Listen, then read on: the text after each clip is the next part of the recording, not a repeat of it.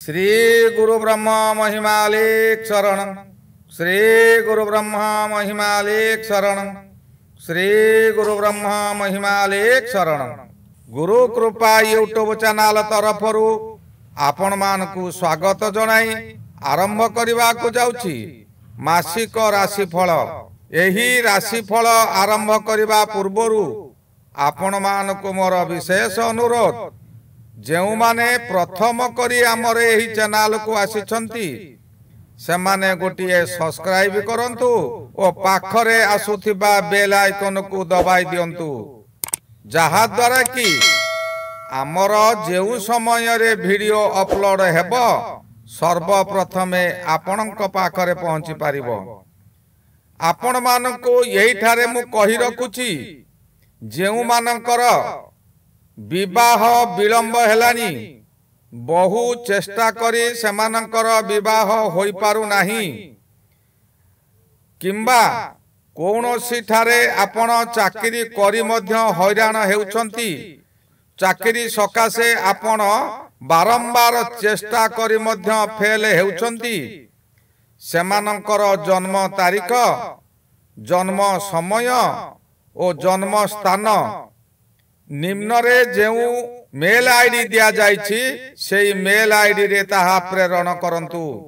आम्बे ताहा गणना करी आपण मानको जणाई देबो। आसंतु एबे जानिबा 2025 मसिया अक्टोबर मासरे मीन राशि रो मासिक राशिफल।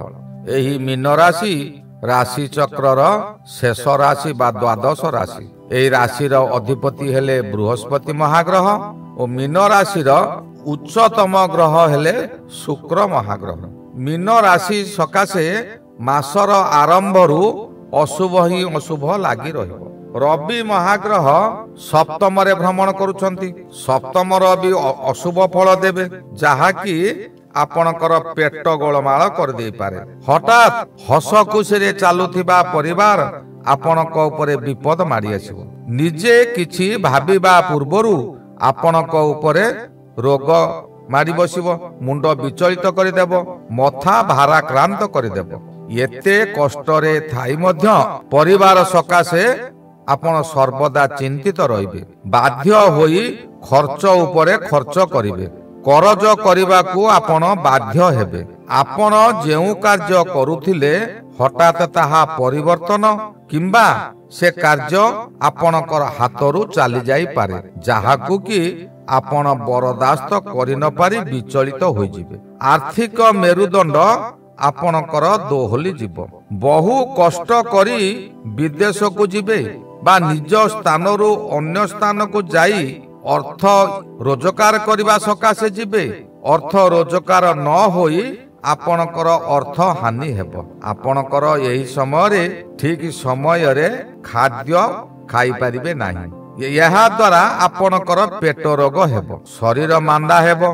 परिवार और सांग साथी माने आपणकू अजथारे दोषारोप करिवे। एही समय रे आपणकर आमाशय रोग मध्य होई पारे। मासर 17 तारिख ठारू रवि महाग्रह अष्टम को जिबे। अष्टम रवि अति अशुभ फल देबे। आपण जेते चेष्टा कले मध्य आपणकू केही हेले भल पाइबे नाही। आपणक कथा को समस्ते भूल बुझिबे। आपणक मुंड विचलित होई पागल प्राय होई जिबे। दुख परे दुख आसीबो, जहा द्वारा निजे कोन करिवे निजे मध्य स्थिर करि पारिबे नाही। अन्य मनस्क हेबे। रास्ता दुर्घटना घटी पारे। एही समय रे आपणकर लिंग जनित कोनोसी रोग घटी पारे। आहुरी एक कथा हैला, एही समय रे आपण कोनोसी शुद्धि काम रे मध्य जोग दे पारंती, किंबा प्रियजन आपणकर विपद रे पड़िथिबे।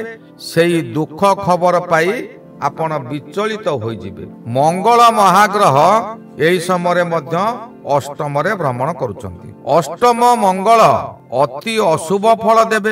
एही अष्टम मंगल गोचर समय रे आपणकर मन व्याकुलित होई बुझिबो। विभिन्न दिगरु विभिन्न समस्या मान मुंड टेकिबो। अत्यधिक दुश्चिंता आपणकू अति व्यतिव्यस्त करि पकाइबो। एही समय रे आपण सावधान न रहिले जान बाहन दुर्घटना घटी रक्तपात हेबार बहु संभावना अछि। आपणकर मथा विचलित हेउथिबा कारणरू आपणकर निज लोक माने आपणकर शत्रु होइजिबे। मंगल महाग्रह एक सेनापति ग्रह। आपण सर्वदा तत्पर रहिबे। अष्टमरे जेउ समय मंगल गोचर रे भ्रमण करुथिबे आपणकू अशुभ कार्य बा खराब काम रे आपणकू आगकू नहीं जीवो। आपण जानि परिबे नाही जे यही कार्यटा खराब कार्य मु एटा को करिबि नाही, किंतु मंगल ग्रह आपणकू से कार्य रे नियोजित करिदेब, जहा द्वारा कि भाई बंधु किंबा कौनसी संगठन रे जदि आपण थांती तेबे से संगठन कर्मकर्ता माने आपणकर विरुद्ध रे जिबे। आवश्यक पड़िले गंडगोल मध्य होई पारे, रक्तपात होई पारे, आपणकर शरीर रे आघात लागि पारे। एही समय रे शुक्र महाग्रह सप्तम रे अछंती। सप्तम शुक्र मध्य अशुभ फल दियंती। सप्तम रे जेउ समय रे शुक्र गोचर रे भ्रमण करंती से समय रे आपणकर मन रे घोर दुश्चिंता भरी दिए। आपणकर प्रत्येक स्थान रे मर्यादा हानि हेबो। आपणकर मन रे अस्थिरता लागि रहिबो। केते बेले हेले देह भल रहिबो नाही। मन जदि स्थिर नाही आपणक मन रे क्रोध हिंसा जात हेबो। क्रोध आउ हिंसा हेउची मनुष्यर परम शत्रु। शुक्र ग्रह एपरि एक ग्रह जे कि दैत्य मानकर गुरु। से सर्वदा हिंस्र मार्ग को अधिक नै जीवो। सेही बाट देई आपन को नेबो।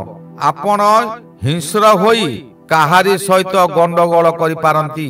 जेउ गंडगोल की कोर्ट कचेरी केस पर्यंत जाई पारे। आपण यही समय सावधान रुहंतु। निजको निजे शांत रखिबा को निज मन को बुझांतु।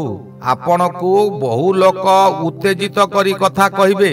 आपण जेपरी उत्तेजित हेबे सेही परी से माने कहिबे, किंतु आपण से कथा को मन रे धरंतु नाही कि मुंड रे पुरांतु नाही। आपण सर्वदा परम ब्रह्म को ध्यान रे रुहंतु। आपणकर कोनोसी विपद पड़िबो नाही। से शत्रु माने भूकिला कुकुर भलिया भूकी भूकी शेषरे चुप होई जिबे।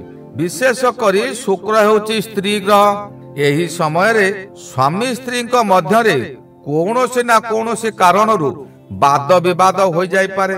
ता सामयिक हेउ किंबा दीर्घस्थायी हेउ विच्छेद हबाटा किछि असंभव नुहे, किंतु परवर्ती समय रे मिलामिशा होई जिवो। मन को अस्थिर कले फल सबु विपरीत होई आपणकर स्थायी विच्छेद करिदेब। आपण काहारी कथारे क्रोधित होंतु नाही। क्रोधित हेले आपण निश्चिंत विपद रे पड़िबे। राहु महाग्रह यही समय रे द्वादश रे भ्रमण करूछंती। द्वादश गृह हेउची शज्या गृह बा मनुष्यर मृत्यु समय रे जीवार शेष बाट। मनुष्य जीवन सारा जेउ कर्म करिथांती ताहा केवल मृत्यु समय रे ही जणा पड़े। मृत्यु समय रे जदि से पूर्वरु भल कार्य करिथिबो तेबे से समय रे सुख मृत्यु हुए बा भल रे से तांकर मृत्यु हुए। एथि सकाशे कहंती हाय हाय स्वर्ग छी छी नरक। आपण जदि भल कार्य करिथिबे तेबे द्वादश रे राहु गोचर समय रे आपण को अशुभ परिवर्ते शुभ फल दियंती। नचेत आपण को खाली अपमान अपदस्थ प्रत्येक स्थान रे कराइबो। आपण जहा करंतु तही सेही कार्य रे आपण समालोचित हेबे। अपमान रे आपण जर्जरित होई जिबे। आपण भय रे खाली थरी उठिबे। लुकायित रहिबा सकाशे आपण सर्वदा मन बळाइबे। विभिन्न आड़े आपण बुलिबा को पळै जिबे जे एही लोक मानक पाखरु दूरेई जिबा को चाहबे। आपण पूर्वरु करिथिबा ऋण किंबा काहारी अर्थ आपणक पाखरे अछि सेमानकु से अर्थ फेराइबा कथा।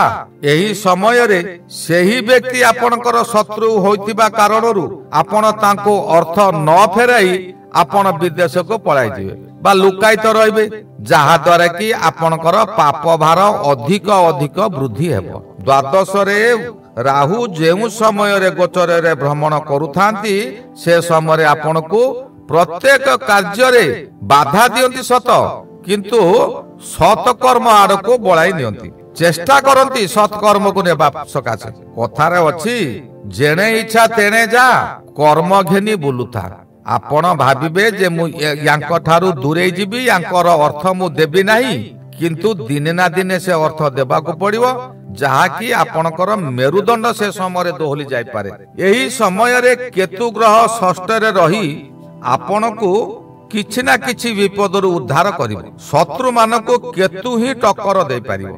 आपण जदि शुभरे थिबे सत काम रे थिबे तेबे केतु ग्रह शत्रु मानको टक्कर देई आपण को सफलता आड़को आगे नेब। हठात केउठारू कौनसी व्यक्ति आपण को आर्थिक सहाय्य करिवे सेही अर्थ बल रे आपण किछि ऋण परिशोध करि पारिबे। जेउ माने आपणकर शत्रु होइतिले से माने आपणकर मित्र होई जाय पारंती। जहा कि रात्रि रो शेष समय रे सूर्य उदय परि अवस्था हेबो। घोर दुख अंधकार हटि जीव नूतन सूर्य प्राप्ति हेबो। एही समय रे बुध महाग्रह अष्टम रे अछंती। बुध महाग्रह हेउचंती ज्ञानी ग्रह ओ बुद्धिर प्रतीक ग्रह। मीन राशि हेउची बुधर नीचतम स्थान। एठारे बुधर अधिक शुभ फल मिली न पारे तथापि अष्टम बुध आपण को प्रत्येक कार्य रे किछि ना किछि भल बुद्धि आनी देबो। आपण जदि पूर्वरु व्यवसाय करुथिले से व्यवसाय किपरि चालिबो आपण को बुध ही बुद्धि जोगाइबो। आपण किछि लाभान्वित हेबे। निज प्रचेष्टा रे आपण उच्च को जिबे काहारी सहाय्य नेबे नाही। जेउ समय रे बुध ग्रह अष्टम रे गोचर रे भ्रमण करुथांती से समय रे अविवाहित मानकर विवाह जोग आसी जाए। अचानक विवाह प्रस्ताव आसी पारे। चाकरी करिथिबा व्यक्ति मानकर मध्य पदोन्नति होई पारे। जेउ मानकर बहुदिन धरी संतान हेउनाहांती संतान कष्ट भोगुचंती सेमानक सकाशे एही अष्टम बुध ही शुभ समय। एही समय रे आपण पंचमाधिपतिंकर पूजा पाठ कले आपणकर संतान प्राप्ति होई पारे। बृहस्पति महाग्रह 17 तारिख ठारू पंचम को जिबे जाकि पंचम बृहस्पति शुभ फल। या मासर 17 तारिख परे हेब। मासर प्रथमार्धटी आपण जदि कष्ट सही जाइथिबे काहारी सहित शत्रुता करि नथिबे तेबे मासर शेष भाग रे आपण किछिटा शुभ फल पाइबे। नूतन वस्त्र मध्य व्यवहार करि पारंती। एही समय नूतन जानवाहन मध्य खरीद करि पारंती। गृह रे किछि मांगलिक कार्य मध्य हेबो। एही समय रे आपण नूतन वस्त्र व्यवहार करिबा सहित निज परिवार सकाशे मध्य नूतन वस्त्र खरीदी करि आनी सेमानकु देबे ओ सेमाने आनंदित हेले आपण मध्य आनंदित हेबे। जेउ माने व्यवसाय करूछंती एही समय रे सेमानकर व्यवसायटी पुनर्बार चालू हेबो। पंचम गृह संतान गृह ओ बृहस्पति संतान कारक होइतिबारु संतान प्राप्ति योग मध्य रहुची। राज सम्मान भली सम्मान मिलिबो। यह ज्ञान गृह होइतिबारु अधिक ज्ञान प्रसार हेबो। विशेष करी आपण मासर शेषार्ध रे किछिटा सुख पाइबे। एही गला 2025 मसिया अक्टोबर मासरे मीन राशि रो मासिक राशिफल। श्री गुरु ब्रह्म महिमा अलेख शरण। श्री गुरु ब्रह्म महिमा अलेख शरण। श्री गुरु ब्रह्म महिमा अलेख शरण शरण।